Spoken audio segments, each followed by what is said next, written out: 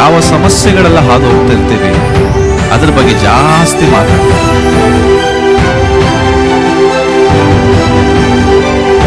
ಮತ್ತು ಆ ಸಮಸ್ಯೆ ಪರಿಹಾರ ಹುಡುಕುವುದಕ್ಕೋಸ್ಕರ ಎಲ್ಲ ಕಡೆ ಓಡಾಡ್ತೀವಿ.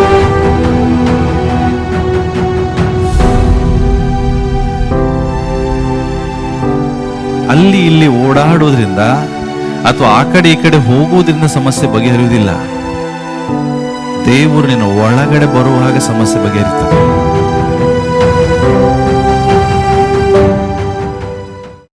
ತಿಳ್ಕೊಡ್ರಿ ಪ್ರಿಯರೇ, ಸಮಸ್ಯೆಗಳಿರ್ಬೋದು, ನಾವು ಮುರಿಯಲ್ಪಟ್ಟಿರ್ಬೋದು, ಆದರೆ ಒಂದು ತಿಳ್ಕೊಡ್ರಿ, ನಾಶವಾಗಿಲ್ಲ ಯಾರು. ಓಕೆ, ಸೊ ಅದಕ್ಕೋಸ್ಕರ ಒಂದು ವಾಕ್ಯವನ್ನು ಓದಿ ಈ ದಿನದ ಸಂದೇಶವನ್ನು ಪ್ರಾರಂಭಿಸೋಣ. ಇಬ್ರಿಯರಿಗೆ ಬರೆದ ಪತ್ರಿಕೆ 12ನೇ ಅಧ್ಯಾಯಕ್ಕೆ ನಮ್ಮ ಸತ್ಯವೇದವನ್ನು ತಿರುಗಿಸೋಣ. ಎಲ್ರಿಗೂ ಗೊತ್ತಿರುವಂಥ ವಾಕ್ಯ ಒಂದು ಸಾರಿ ಓದಿಕೊಳ್ಳೋಣ ಎಲ್ರು.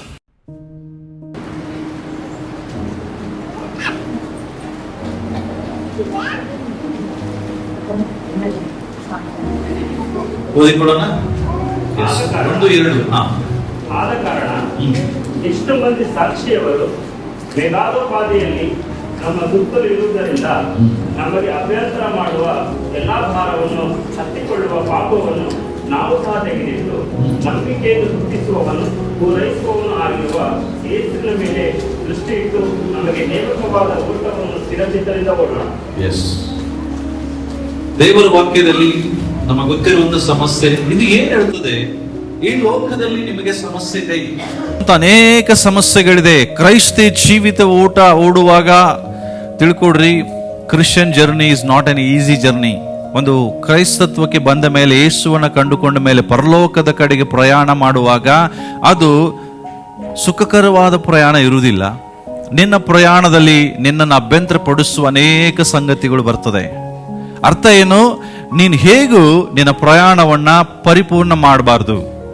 ದೇವರು ನಿನಗೆ ಇಟ್ಟಂತ ಈ ಪ್ರಯಾಣವನ್ನ ನೀನು ಮುಗಿಸಬಾರ್ದು, ಅರ್ಧದಲ್ಲಿ ನೀನು ನಿಲ್ಲಿಸಬೇಕು ಅನ್ನುವಂಥದ್ದು ಸೈತಾನನ ಉದ್ದೇಶ. ಅದಕ್ಕೋಸ್ಕರ ನಿನಗೆ ಅನೇಕ ಸಮಸ್ಯೆಗಳನ್ನ, ಅನೇಕ ಅಭ್ಯಂತರಗಳನ್ನ ಆತನು ತಂದು ಹಾಕ್ತಾನೆ. ನೀವು ಮುರಿಯಲ್ಪಡುವಂತ ಅನುಭವಗಳು ನಿಮಗೆ ಜೀವಿತದಲ್ಲಿ ಬರ್ತದೆ, ಸೋತು ಹೋದಂತ ಅನುಭವಗಳು ನಿಮಗೆ ಜೀವಿತದಲ್ಲಿ ಬರ್ತದೆ. ಆದ್ರೆ ಒಂದು ನೀವು ತಿಳ್ಕೊಳ್ಬೇಕು, ಎಂಥದೇ ಸೋಲುವ ಪರಿಸ್ಥಿತಿಗಳು ಬಂದ್ರು, ಎಂಥದೇ ನಿಮ್ಮ ಜೀವಿತದಲ್ಲಿ ಕಷ್ಟಗಳು ಬಂದ್ರು, ಬೈಬಲ್ ಹೇಳ್ತದೆ ನಿನ್ನ ಸುತ್ತಲೂ ನಿನ್ನನ್ನ ಎನ್ಕರೇಜ್ ಮಾಡೋದಕ್ಕಾಗಿ ಅನೇಕ ಮಂದಿ ಸಾಕ್ಷಿಯವರು ಮೇಘೋಪಾದಿಯಲ್ಲಿ ನಮ್ಮ ಮಧ್ಯದಲ್ಲಿ ಇದ್ದಾರೆ. ಯಾಕೆ? ನಿನ್ನನ್ನು ಅವರು ಪ್ರೋತ್ಸಾಹಿಸುವುದಕ್ಕಾಗಿ. ಏನ್ ಹೇಳ್ತದೆ ಇದು? ಮೇಘೋಪಾದಿಯಲ್ಲಿ ಯಾರಿದ್ದಾರೆ? ಜನರ ಬಗ್ಗೆ ಮಾತಾಡ್ತಿಲ್ಲ, ಲೋಕದಲ್ಲಿರೋರು. ಈಗಾಗಲೇ ಎಷ್ಟೋ ಪೂರ್ವಿಕರು ಬೈಬಲಲ್ಲಿ ಸಮಸ್ಯೆಗಳ ಮಧ್ಯದಲ್ಲಿಯೂ ಕೂಡ ಜಯವನ್ನ ಸಾಧಿಸಿ ಪರಲೋಕಕ್ಕೆ ಹೋದಂಥವರೆಲ್ಲರ ಸಾಕ್ಷಿಗಳು ನಮ್ಮ ಮುಂದೆ ಇದೆ. ಆ ಸಾಕ್ಷಿಗಳನ್ನು ನೋಡ್ರಿ. ಎಷ್ಟೋ ದೇವ ಪುರುಷರು ಈ ಲೋಕವನ್ನು ಬಿಟ್ಟು ಹೋಗಿದ್ದಾರೆ. ಅವ್ರ ಲೈಫಲ್ಲಿ ಸಮಸ್ಯೆಗಳು ಬಂದಿದೆ, ಇಲ್ಲ ಅಂತ ಹೇಳ್ತಿಲ್ಲ. ಆದರೆ ಅವರು ಕರ್ತನ ತಮ್ಮ ಜೀವಿತದಲ್ಲಿ ಕೊಟ್ಟಂತ ಓಟವನ್ನು ಕಡೆಗಾಣಿಸಿ ಈ ಲೋಕವನ್ನು ಬಿಚ್ಚಿ ಹೋಗಿದ್ದಾರೆ. ಅವರ ಸಾಕ್ಷಿಗಳು ನಮ್ಮ ಮಧ್ಯದಲ್ಲೇ. ಆ ಎಲ್ಲಾ ಸಾಕ್ಷಿಗಳು ಏನ್ ಮಾಡ್ತವೆ? ನಮ್ಮನ್ನು ಉತ್ತೇಜನ ಪಡಿಸ್ತದೆ, ನಮ್ಮನ್ನು ಬಲಪಡಿಸ್ತದೆ. ಯಾಕೆ? ನಾವು ಸಹ ಆ ಓಟವನ್ನು ಕಡೆಗಾಣಿಸ್ಬೇಕು, ಆ ಓಟವನ್ನು ನಾವು ಕಡೆಗಾಣಿಸ್ಬೇಕೆಂಬುದಾಗಿ. ಪ್ರಿಯರೇ, ನಾನು ಒಂದು ಹೇಳಿಕ್ಕೆ ಇಷ್ಟಪಡ್ತೇನೆ. ಏನು ಗೊತ್ತಾ? ಇವತ್ತು ನೀವು ಮುರಿಯಲ್ಪಟ್ಟಿರ್ಬೋದು, ಆದರೆ ನೀವು ನಾಶವಾಗಿ ಹೋಗಿಲ್ಲ. ಎಲ್ರು ಹೇಳ್ರಿ, you may be damage but not destroyed. ಮುರಿಯಲ್ಪಟ್ಟಿರ್ಬೋದು, ಡ್ಯಾಮೇಜ್ ಆಗಿರ್ಬೋದ್ರಿ. ಡ್ಯಾಮೇಜ್ ಆದಂತ ಜನರನ್ನೇ ದೇವರಿಗೆ ಉಪಯೋಗಿಸೋದು. ಅರ್ಥ ಆಗ್ತದೆ? ಮುರಿಯಲ್ಪಟ್ಟಿರ್ಬೋದು, ಅದರ್ಥ ನೀನು ಪೂರ್ಣ ನಾಶವಾಗಿ ಹೋಗಿಲ್ಲ. ಸೈತಾನನು ಏನೇ ಮಾಡ್ಬೋದು, ನಿನ್ನನ್ನು ಮುರಿಬಹುದು, ಆದ್ರೆ ನಿನ್ನ ನಾಶ ಮಾಡಕ್ಕೆ ಸೈತಾನ ಕೈಗೆ ಸಾಧ್ಯ ಇಲ್ಲ. ದೇವರು ಹೇಳ್ತಾರೆ, ಯೋಬನನ್ನು ನೀನು ಮುರಿ, ಆದ್ರೆ ಅವನ ನಾಶ ಮಾಡಕ್ಕೆ ನಿನಗೆ ಪರ್ಮಿಷನ್ ಇಲ್ಲ. ಯೋಬನನ್ನ ಸೈತಾನು ಮುರಿದನು, ಆದ್ರೆ ಯೋಬ ನಾಶವಾಗಿ ಹೋದ್ನ? ಆತನ ಮುಂಚಿಗಿಂತ ಸ್ಥಿತಿ, ಕಡೆ ಸ್ಥಿತಿ ಇನ್ನೂ ಚೆನ್ನಾಗಿತ್ತು. ಅರ್ಥ ಏನು? ನಿಮಗೂ ಸಹ ಈ ಮುರಿದಂತ ಅನುಭವಗಳು ಈ ಲೋಕದಲ್ಲಿ ಆಗ್ಬೋದು ಪ್ರಿಯರೇ. ದೇವರು ಮುರಿಯಲ್ಪಟ್ಟವರನ್ನೇ ಉಪಯೋಗಿಸೋದು. ಸಮಸ್ಯೆಗಳಲ್ಲಿ, ಇಕ್ಕಟ್ಟಿನಲ್ಲಿ ಇರುವಂತ ಜನರನ್ನೇ ದೇವರು ನೋಡ್ತಿರೋದು. ಬೈಬಲ್ ಯಾರು ಪರಿಪೂರ್ಣವಾಗಿ ಸುಖಕರವಾಗಿರೋರನ್ನು ಉಪಯೋಗಿಸಿಲ್ಲ. ದೇವರು ಬೈಬಲಲ್ಲಿ ನಾವು ನೋಡುವಾಗ ದೊಡ್ಡ ದೊಡ್ಡ ಎಜುಕೇಟೆಡ್ ಜನರನ್ನ ದೇವರು ಉಪಯೋಗಿಸಿಲ್ಲ. ಸುಖಕರವಾಗಿ ಸಂತೋಷವಾಗಿರುವ ಜನರನ್ನ ದೇವರು ಉಪಯೋಗಿಸಿಲ್ಲ. ಬೈಬಲ್ ಓದ್ರಿ, ಎಲ್ಲ ಮುರಿಯಲ್ಪಟ್ಟವರೇ, ಎಲ್ಲ ಡ್ಯಾಮೇಜ್ ಆದಂತ ವ್ಯಕ್ತಿಗಳನ್ನೇ ದೇವರು ಉಪಯೋಗಿಸಿದ್ದ. ತಿಳ್ಕೊಡ್ರಿ, ನಮ್ಮ ಜೀವಿತದಲ್ಲಿ ಸಮಸ್ಯೆಗಳು ಬರ್ತಿಲ್ಲ ಅಂತಿಲ್ಲ, ಆದ್ರೆ ಸಮಸ್ಯೆಗಳು ಬಂದ್ರು ನಮ್ಮ ಜೀವಿತದಲ್ಲಿ ಇನ್ನೊಂದು ಎಪಿಸೋಡ್ ಇದೆ. ಏನು? ದುಃಖದ ಎಪಿಸೋಡ್ ಒಂದಿದ್ರೆ ಸಂತೋಷದ ಎಪಿಸೋಡ್ ಇನ್ನೊಂದಿದೆ. ನಮ್ಮ ಜೀವಮಾನವೆಲ್ಲ ಬರೀ ದುಃಖದ ಎಪಿಸೋಡ್ಗಳಿಲ್ಲ, ಸೀಸನ್ಗಳಿದ್ದೇ ಇದೆ. ಒಂದು ಸೀಸನ್ ಮುಗೀತಂದ್ರೆ ಇನ್ನೊಂದು ಸೀಸನ್ ದೇವರು ಪ್ರಾರಂಭ ಮಾಡ್ತಾರೆ. ಮುರಿಯಲ್ಪಚ್ಚಿರ್ಬೋದು, ಆದರೆ ದೇವರು ಎಲ್ಲರ ಜೀವಿತದಲ್ಲಿ ಆದರೆ ಅನ್ನುವಂಥ ಪದವನ್ನು ಇಟ್ಟಿದ್ದಾರೆ. You may be damaged but ಆದರೆ ಅನ್ನುವಂಥ ಪದವನ್ನು ಇಟ್ಟಿದ್ದಾರೆ. ಕರ್ತನಾದ ಯೇಸು ಕ್ರಿಸ್ತನು ಶಿಲುಬೆಯಲ್ಲಿದ್ದನು, ಆದರೆ ಈಗ ಸಿಂಹಾಸನದಲ್ಲಿ ಕೂತಿದ್ದಾರೆ. ಹಲೋ, ಯೇಸು ಸ್ವಾಮಿ ಶಿಲುಬೆಯಲ್ಲಿ ಮುರಿಯಲ್ಪಟ್ಟಿದ್ರು, ಆದ್ರೆ ಅವ್ರು ನಾಶವಾಗಿಲ್ಲ, ಈಗ ಅವರು ಸಿಂಹಾಸನದಲ್ಲಿ ಕೂತಿದ್ದಾರೆ. ಇದೇ ಅನುಭವ ನಮ್ಮ ಜೀವಿತದಲ್ಲಿ ಬರಬಹುದು, ಮುರಿಯಲ್ಪಟ್ಟಂತ ಅನುಭವ, ಎಲ್ಲರೂ ಕೈ ಬಿಡಲ್ಪಟ್ಟಂತ ಅನುಭವ. ಆದ್ರೆ ತಿಳ್ಕೊಡ್ರಿ, ಅದು ಎಂಡ್ ಅಲ್ಲ. ದೇವರು ನಿನ್ನ ಸಿಂಹಾಸನದಲ್ಲಿ ಕೂಡಿಸುವಂತವನಾಗಿದ್ದಾನೆ. ಹಲ್ಲೆಲೂಯಾ. ಯೋಸೇಫನ ಲೈಫ್ ಚೆಕ್ ಮಾಡ್ರಿ. ಯೋಸೇಫನು ಮುರಿಯಲ್ಪಟ್ಟಿದ್ದನು, ಬಿಡಲ್ಪಟ್ಟಿದ್ದನು, ಸೆರೆಮನೆಯಲ್ಲಿ ಹಾಕಲ್ಪಟ್ಟಿದ್ದನು, ಎಲ್ಲರಿಂದ ಬಿಡಲ್ಪಟ್ಟ. ಸೇಮ್ ಯೇಸು ಕ್ರಿಸ್ತನ ಹಾಗೆ ಅವನ ಲೈಫ್. ಆದ್ರೆ ಕಡೆಯದಾಗಿ ಅವನು ಕೂತ್ಕೊಂಡಿದ್ದ ಸಿಂಹಾಸನದ ಮೇಲೆ. ದೇವರು ನಿನ್ನ ವಿಷಯದಲ್ಲಿ ಮಾಡಿದ ಆಲೋಚನೆ ಅದು ಒಳ್ಳೆ ಆಲೋಚನೆ, ಕೆಟ್ಟ ಆಲೋಚನೆ ದೇವರು ಮಾಡಿಲ್ಲ ಪ್ರಿಯರೇ. ಅದಕ್ಕಾಗಿ ನಾನು ಹೇಳೋದೇನು ಗೊತ್ತಾ, 2-3 ವಾರದಿಂದ ನಿಮ್ಮನ್ನು ಯಾಕೆ ಬಲಪಡಿಸ್ತಾ ಇದೆ ಅಂದ್ರೆ, ಮುರಿಯಲ್ಪಡುವಾಗ ನೀವು ಪೂರ್ತಿ ಮುರಿದೋಗ್ತೀರಿ. ನಿಮ್ಮನ್ನ ದೇವರು ಎಂದಿಗೂ ಆಶಾಭಂಗ ಪಡಿಸುವುದೇ ಇಲ್ಲ. ಸೈತಾನ್ ತಗೊಂಡ್ಬರ್ಬೋದು, ಆದರೆ ನಿನ್ನನ್ನ ದೇವರು ಎಂದಿಗೂ ಕೈ ಬಿಡುವುದಿಲ್ಲ. ನೀನು ಡ್ಯಾಮೇಜ್ ಆಗಿರ್ಬೋದು, ದೇವರು ನಿನ್ನ ಡ್ಯಾಮೇಜ್ ಆದಂಥ ವ್ಯಕ್ತಿಯನ್ನೇ ಉಪಯೋಗಿಸ್ತಾನೆ. ತಿಳ್ಕೊಡ್ರಿ, ಜನರು ನಿನ್ನ ಜೀವಿತದಲ್ಲಿ ಆದಂತ ಈ ಡ್ಯಾಮೇಜ್ ಬಗ್ಗೆ ಮಾತಾಡ್ತಾರೆ, ನಿನ್ನ ಜೀವಿತದಲ್ಲಿ ಆದಂತ ಸಮಸ್ಯೆಗಳ ಬಗ್ಗೆ ಜಾಸ್ತಿ ಮಾತಾಡ್ತಾರೆ, ಆದ್ರೆ ದೇವರು ನಿನ್ನ ಬಗ್ಗೆ ಮಾತಾಡ್ತಾರೆ. ಜನರಿಗೆ ನಿನ್ನ ತಪ್ಪುಗಳ ನೆನಪು ಭಾಳ ಇರ್ತದೆ, ಜನರಿಗೆ ನಿನ್ನ ಸಮಸ್ಯೆಗಳು, ನಿನಗಾದ ರೋಗಗಳ ಬಗ್ಗೆ ಜಾಸ್ತಿ ನೆನಪಿರ್ತದೆ, ಆದ್ರೆ ದೇವರಿಗೆ ನಿನ್ನ ನೆನಪಿರ್ತದೆ. ನಿನ್ನ ಸಮಸ್ಯೆ ಬಗ್ಗೆ ದೇವರು ನೆನಪಿರೋದಿಲ್ಲ, ಅದನ್ನು ನಾವು ನೆನಪೇ ಮಾಡಿಕೊಳ್ಳೋದಿಲ್ಲ.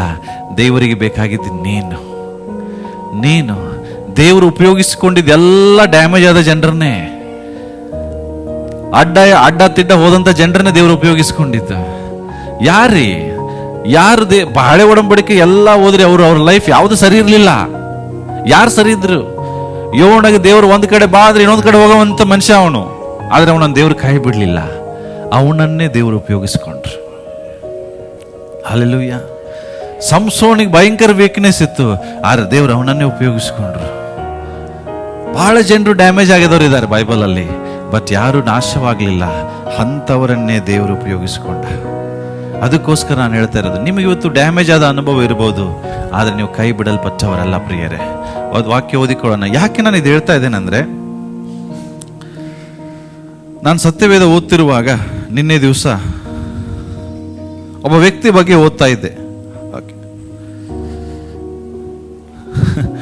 ಬೈಬಲಲ್ಲಿ ಯೋನಾಥನನ ಮಗನ ಬಗ್ಗೆ ಯಾರು ಸ್ಟೋರಿ ಕೇಳಿಲ್ಲ. ಕೇಳಿದಿರಾ? ಯೋನಾಥನಿಗೊಬ್ಬ ಮಗ ಇದ್ದ ಅಂತನೂ ಗೊತ್ತಿಲ್ಲ. ಗೊತ್ತಿದ್ಯಾ? ಯೋನಾಥನಿಗೊಬ್ಬ ಮಗ ಇರ್ತಾನೆ, ಅವನು 2 ಕಾಲು ಕುಂಟ, ಒಬ್ಬನೇ ಮಗ, ಆದ್ರೆ ಅವನು ಅಂಗವಿಕಲ ಮಗ, 2 ಕಾಲು ಇಲ್ರಿ, ಡ್ಯಾಮೇಜ್ ವ್ಯಕ್ತಿ. ಹೇಳ್ರಿ. ಯೋನಾಥನಿಗೊಬ್ಬ ಮಗ ಇದ್ದ, ಅವನು ಡ್ಯಾಮೇಜ್ ಆದಂತ ವ್ಯಕ್ತಿ, ಕುಂಟ, 2 ಕಾಲಿಲ್ಲ. ಈಗ ಯೋನಾಥನ್ ಸತ್ತಿದ್ದಾನೆ, ಅಪ್ಪ, ಅವ್ರ ಅಜ್ಜ ಸೌಲ ಸತ್ತಿದ್ದಾನೆ, ಎಲ್ಲರೂ ಸತ್ತಿದ್ದಾನೆ, ಒಬ್ಬನೇ ಕುಂಟ ಕೈ ಬಿಡಲ್ಪಟ್ಟಿದ್ದಾನೆ. ಹಲೋ, ಡ್ಯಾಮೇಜ್ ಆದ ವ್ಯಕ್ತಿ, ಕೈ ಬಿಡಲ್ಪಟ್ಟಂತ ವ್ಯಕ್ತಿ, ಯಾರಿಗೂ ನೆನಪಾಗದೇ ಇರುವಂತ ವ್ಯಕ್ತಿ, ಒಂದೇ ಮೂಲೆಯಲ್ಲಿ ಯಾರಿಗೂ ಬೇಡದಂತ ಒಬ್ಬ ವ್ಯಕ್ತಿ ಇಲ್ಲಿ ಕೂತಿರುವುದನ್ನು ನಾವು ಕಾಣ್ತೇವೆ. ಇವತ್ತು ಇವನ ಬಗ್ಗೆ ನಾನು ನಿನ್ನೆ ರಾತ್ರಿ ಓದುವಾಗ ನನಗೆ ಆಶ್ಚರ್ಯ ಆಯಿತು. ದೇವರು ಎಂತಿಂಥವರನ್ನು ಸಹ ನೆನಪು ಮಾಡಿಕೊಳ್ತಾನಲ್ಲ. ನನಗೆ ಅನ್ನಿಸ್ತು, ಮತ್ತೆ ಈ ಯೋನಾಥನಿಗೆ ಎಲ್ಲಿಂದ ಹುಡುಕಿ ಇವನಿಗೆ ಹೆಸರಿಟ್ಟ? ಮೇಫಿ ಬೋತೇಶ್ ಅಂತ ಹೆಸರು ಯಾರಾದ್ರೂ ಕೇಳಿರ? ಇಡೋದು ಮೇಫಿ ಬೋತೇಶ್ ಹೆಸರು ಕೇಳಿದಾರ? ಎಲ್ಲರೂ ಇಡುತ್ತಾರ ಇದನ್ನ? ನನಗೆ ಯೋನಾತನಿಗೆ ಯಾರ ಹೆಸರು ಕೊಟ್ರಪ್ಪ ಅನ್ನಿಸ್ತು. ಇಂಥ ಹೆಸರು ಅವಂಗೆ ಇಟ್ಟಿದ್ದಾನೆ. ಬೈಬಲಲ್ಲಿ ಇವನ ಹೆಸರೇ ಓದಿರುವುದಿಲ್ಲ, ನೆನಪು ಇರುವುದಿಲ್ಲ. ಅಂಥ ಒಬ್ಬ ಮಗ ಯೋನಾತನಿಗೆ ಹುಟ್ಟುತ್ತಾನೆ. ಅವನಿಗೆ ಹೆಸರಿಡ್ತಾನೆ ಏನಂತ? ನಿಮ್ಮ ಮಕ್ಕಳಿಗೆ ಇಡ್ತೀರಾ ಹೆಸರು? ಮೇಫಿ ಬೋತೇಶ್. ಓಕೆ, ಬೋಶೇತ್. ಈ ಮೇಫಿ ಬೋಶೇತನಿಗೆ 2 ಕಾಲಿಲ್ಲ, ಕೈ ಬಿಡಲ್ಪಟ್ಟಂತ ಅನುಭವ. ಆದರೆ ದಾವೀದನು ಒಂದು ಪ್ರಶ್ನೆ ಕೇಳ್ತಾನೆ, ಯೋನಾತಾನನ ಸೌಲನ ವಂಶದಲ್ಲಿ ಯಾರಾದರೂ ಉಳಿದಿದ್ದಾರಾ ಅಂತ. ಏನ್ರಿ? ಆಗ ಒಬ್ಬ ಹೇಳ್ತಾನೆ, ಎಸ್, ಒಬ್ಬ ವ್ಯಕ್ತಿ ಉಳಿದಿದ್ದಾನೆ, ಅವನೇ ಯೋನಾತನನ ಮಗ. ಆದರೆ ಅವನು ಯಾವ ಪ್ರಯೋಜನಕ್ಕೂ ಬರದೇ ಇರುವಂತ ಮಗ, ಕುಂಟ. ಈಗ ವಾಕ್ಯ ಓದೋಣ ಎಲ್ರು. 8ನೇ ವಚನ ಓದೋಣ. ಮೇಫಿ ಬೋಶೇತನು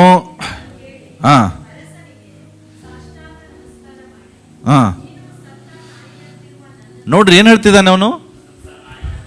ಸತ್ತ ನಾಯಿ ಅಂತಿರುವ ನನ್ನನ್ನು. ಹಲೋ, ಅರ್ಥ ಏನು? ಡ್ಯಾಮೇಜ್,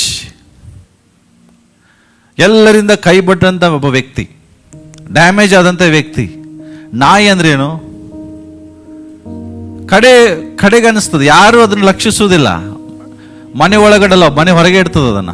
ಹೌದಾ?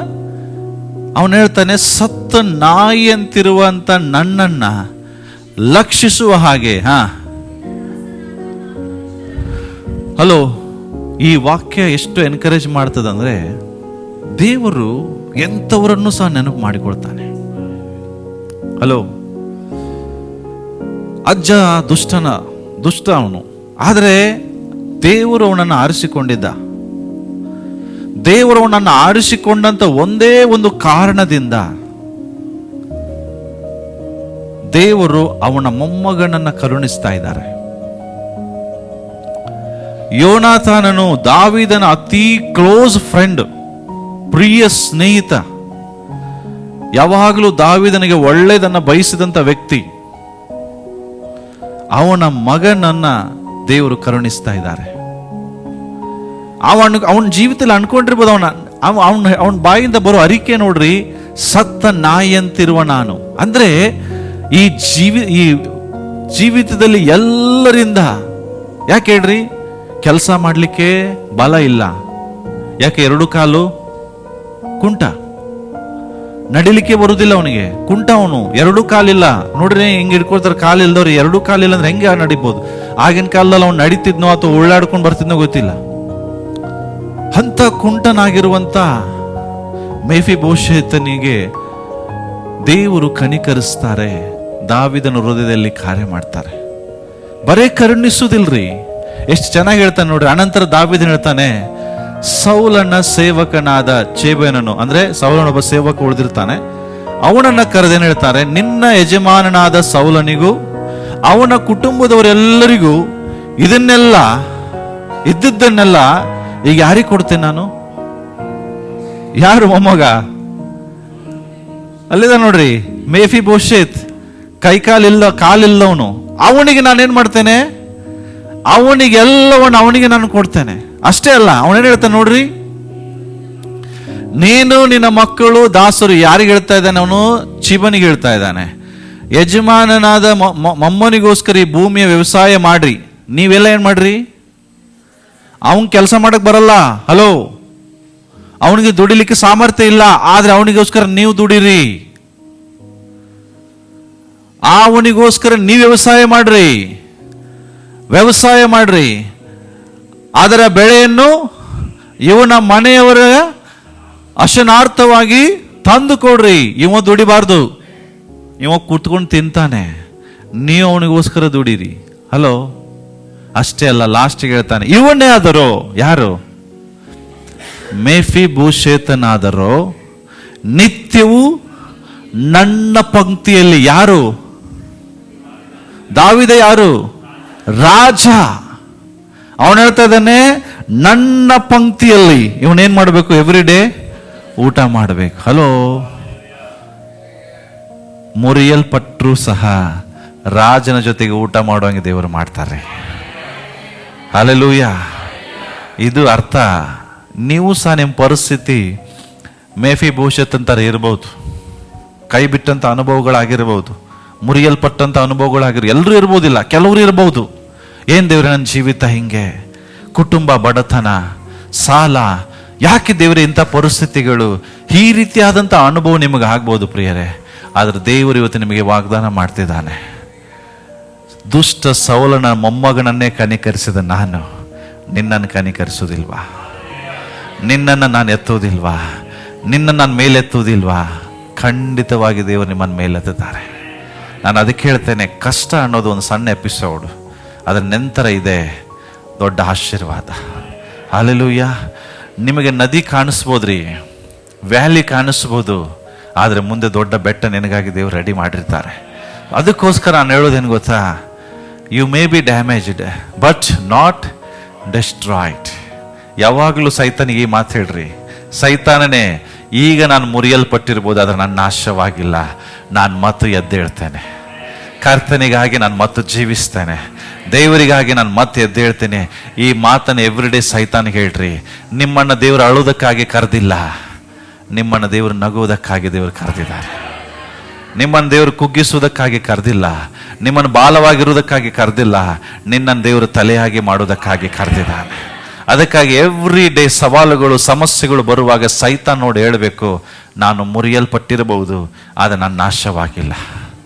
ಯೋಬನು ಮುರಿಯಲ್ಪಟ್ಟ, ನಾಶವಾಗಲಿಲ್ಲ, ಮತ್ತೆ ಮೇಲೆದ್ದ. ಯೋಸೆಫನು ಮುರಿಯಲ್ಪಟ್ಟ, ನಾಶವಾಗಲಿಲ್ಲ, ಮತ್ತೆ ಎದ್ದ.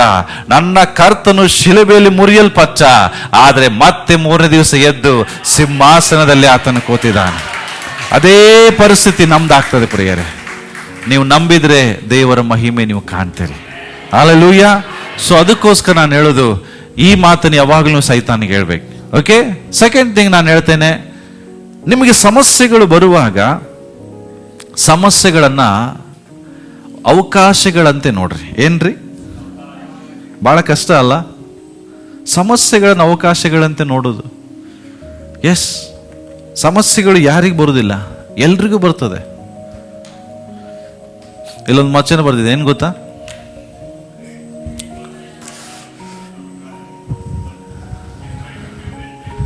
ಸಮಸ್ಯೆಗಳನ್ನು ಅವ್ರು ನೋಡಿದಾಗ ಅವ್ರು ಅಳುವುದಿಲ್ಲಂತೆ, but they try to rebuild their dreams. ಸಮಸ್ಯೆಗಳು ಬರ್ತದೆ, ಬಟ್ ಅದನ್ನೇ ನೋಡ್ತಾ ಅಳ್ತಾ ಕೂಡುವುದಿಲ್ಲ ಅವರು. They don't cry. Great people, Thomas Alva Edison, 1914 December 1914 December ಮಂತಲ್ಲಿ ಆತನು ಕಟ್ಟಿದಂತ ಒಂದು ದೊಡ್ಡ ಕಂಪನಿ ಸುಟ್ಟೋಯ್ತು. ಕಣ್ಣು ಮುಂದೆ ಶಾರ್ಟ್ ಸರ್ಕ್ಯೂಟ್ ಆಗಿ ಸುಟ್ಟೋಯ್ತು. ಆತನ ಎಲ್ಲ ಅಚೀವ್ಮೆಂಟ್ ಸುಟ್ಟೋಯ್ತು, ಆತನ ಎಲ್ಲ ಡಿಸ್ಕವರಿ ಸುಟ್ಟೋಯ್ತು, ಅವನೆಲ್ಲ ಡಿಸೈನ್ಗಳು ಸುಟ್ಟೋಯ್ತು, ಅವನೆಲ್ಲ ಡಾಕ್ಯುಮೆಂಟ್ಗಳು ಸುಟ್ಟೋಯ್ತು. ಎಲ್ಲವೂ ಸುಟ್ಟೋದಾಗ ಮಗ ಕೇಳ್ದ, ಎಲ್ಲ ಮುಗಿತಲ್ಲ ಡ್ಯಾಡಿ, ಇಷ್ಟು ವರ್ಷದ ನಿನ್ನ ಸಾಧನೆ ಮುಗಿದೋಯ್ತಲ್ಲ ಡ್ಯಾಡಿ. ಆದ್ರೆ ಅವನು ಹೇಳಿದ್ದೇನು ಗೊತ್ತಾ? ಬಟ್ ಮಗ, ನಂದು ಫಸ್ಟ್ ಚಾಪ್ಟರ್ ಮುಗೀತು, ನಾಳೆಯಿಂದ ಸೆಕೆಂಡ್ ಚಾಪ್ಟರ್ ಸ್ಟಾರ್ಟ್ ಆಗ್ತದೆ. ತಿಳ್ಕೊಡ್ರಿ, ಮಾತು ಸುಮ್ಮನೆ ಹೇಳಲಿಲ್ಲ ಅವನು, ಅದಕ್ಕಿಂತ ದೊಡ್ಡ ಕಂಪ್ನಿಯನ್ನು ಮತ್ತೆ ಸ್ಥಾಪನೆ ಮಾಡಿದ ಅವನು. ಕಷ್ಟಗಳು ಬರುವಾಗ, ಹೋರಾಟಗಳು ಬರುವಾಗ, ಪ್ರಾಬ್ಲಮ್ಗಳು ಬರುವಾಗ ಅದನ್ನು ಒಂದು ಅವಕಾಶ ಅಂತ ನೋಡ್ರಿ. ಕುಗ್ಗಿ ಹೋಗುವುದಕ್ಕಾಗಿ ಅಲ್ಲ, ಅಳುವುದಕ್ಕಾಗಿ ಅಲ್ಲ. ಸೈತಾನ್ ನಿನ್ನನಿಗೆ ಮಾಡುವುದೇ ಸಮಸ್ಯೆಗಳನ್ನು ತೋರಿಸಿ ನಿನ್ನನ್ನು ಕುಗ್ಗಿಸ್ತಾನೆ, ಬಟ್ ಕುಗ್ಗಿ ಹೋದಕ್ಕಾಗಿ ದೇವರು ನಿನ್ನನ್ನು ಕರೆದಿಲ್ಲ. ಅದನ್ನ ಒಂದು ಅವಕಾಶ ಅಂತ ತಿಳ್ಕೊಡ್ರಿ. See it is an opportunity. ಒಂದು ದೇವರು ನಿಮ್ಗೆ ಅವಕಾಶ ಕೊಟ್ಟಿದ್ದಾನೆ, ಮತ್ತೆ ನಿನ್ನನ್ನು ದೇವರು ಎಬ್ಬಿಸ್ತಾನೆ. ಯಾಕೆಂದ್ರೆ ಒಂದು ತಿಳ್ಕೊಡ್ರಿ, ಪ್ರತಿಯೊಂದು ಸಮಸ್ಯೆಯ ಹಿಂದೆ ಒಂದು ಪ್ರಮೋಷನ್ ಇದೆ. ಓಕೆ, ಯಾವಾಗಲೂ ತಿಳ್ಕೊಡ್ರಿ, there is a every time other side of problem there is a promotion. ಒಂದು ಪ್ರಮೋಷನ್ ಇದ್ದೇ ಇರ್ತದೆ ಪ್ರಾಬ್ಲಮ್ಗಳ ಹಿಂದೆ. ಯಾವಾಗ ದೇವರು ನಿನಗೆ ಪ್ರಮೋಟ್ ಮಾಡಬೇಕಂತ ಅನ್ಕೊಂಡಿರ್ತಾನೋ, ನಿನ್ನನ್ನು ಟೆಸ್ಟ್ ಮಾಡ್ತಾನೆ. ಸಮಸ್ಯೆ ನಿನ್ನನ್ನು ಪ್ರಮೋಟ್ ಮಾಡೋಕ್ಕೆ ಬಂದದಂತೆ ತಿಳ್ಕೊ.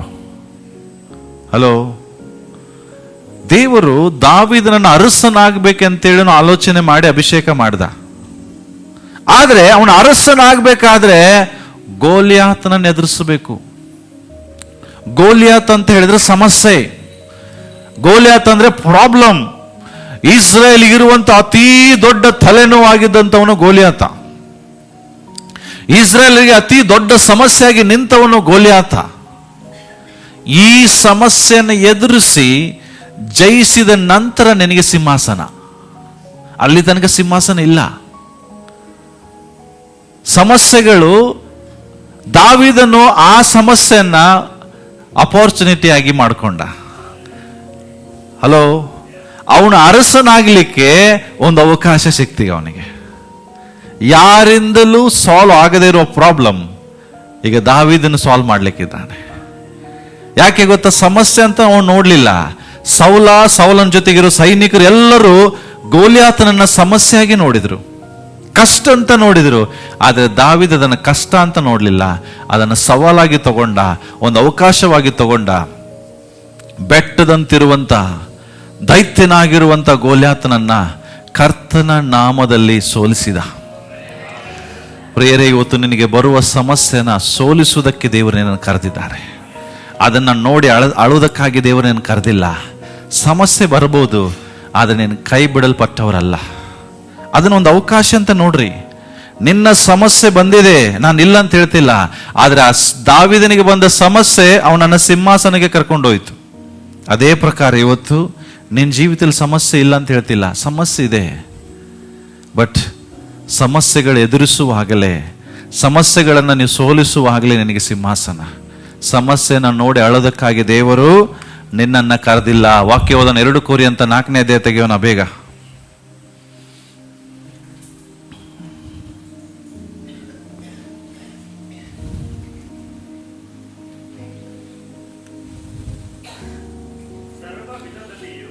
ಎಸ್, ಓಕೆ, ಹಾ, ಓಕೆ, ಓಕೆ.